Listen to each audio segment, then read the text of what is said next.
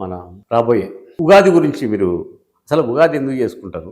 ఉమ్, అసలు దాని ప్రశస్తత ఏంటి? ఉమ్, ఎందుకు చేసుకోవాలి ఉమ్, అనే దాని మీద మీరు అదే శ్రీరామనవమి ముందు వస్తుంది, దాని తర్వాత ఉగాది వస్తుంది. దీని గురించి మీరు ఈ ఎందుకు అంత ప్రాధాన్యత ఎందుకు ఇస్తున్నారు దానికి అనే దాని మీద? ఉగాది ఉమ్, మనం చేసుకోకపోయినా ఉగాది వస్తుందండి. ఉమ్, కాలం ఎప్పుడు కూడా మనం దాన్ని గమనించకపోయినా నిరంతరం జరిగిపోతూ ఉంటుంది. ఉమ్, కాబట్టి ఉగాది ఎందుకు చేసుకోవాలి అంటే కాలాన్ని గుర్తించడం.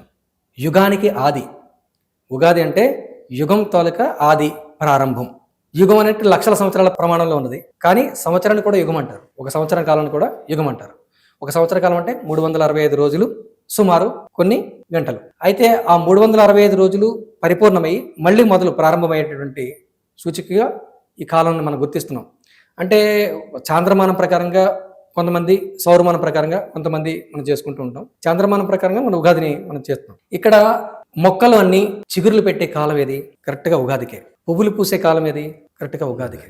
అంటే ప్రారంభం అవుతుంది, సృష్టి ప్రారంభమయ్యే సమయం, ఒక కొత్త జీవనానికి ఆరంభమయ్యే కాలం. కాబట్టి దాన్ని ఒక వేడుకగా, పండగగా చేసుకోవడమే ఉగాది.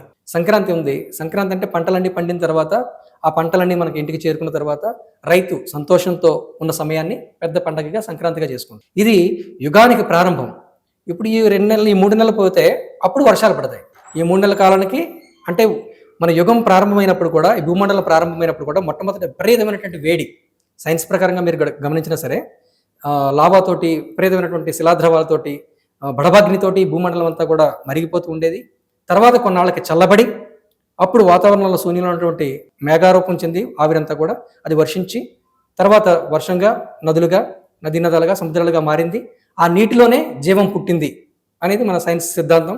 వేదం కూడా అదే చెప్తుంది. అలాగే ఇప్పుడు పరిణామం కూడా ఒక సంవత్సర పరిణామ క్రమంలో కూడా మనం చూసుకుంటే ఉగాది నుంచి ఈ టైంలో వేసవి విపరీతంగా మండుటెండలు ప్రారంభమవుతాయి. విపరీతమైనటువంటి ఎండల వలన సముద్రాల్లో ఉన్నటువంటి నీరంతా కూడా ఆవిరై మేఘారూపం చెంది అది వర్షించి మళ్ళీ నదులుగా, కాలువలుగా వచ్చి పంటలకు ఆస్కారం ఏర్పడుతుంది. పంటలన్నీ పండడానికి అవకాశం ఏర్పడుతుంది. అంటే పంటలకు ప్రారంభం ఉగాది, పంటల ముగింపు సంక్రాంతి. కాబట్టి మనం ఉగాదిని పర్వదినంగా మనం వేడుకగా చేసుకుంటాం.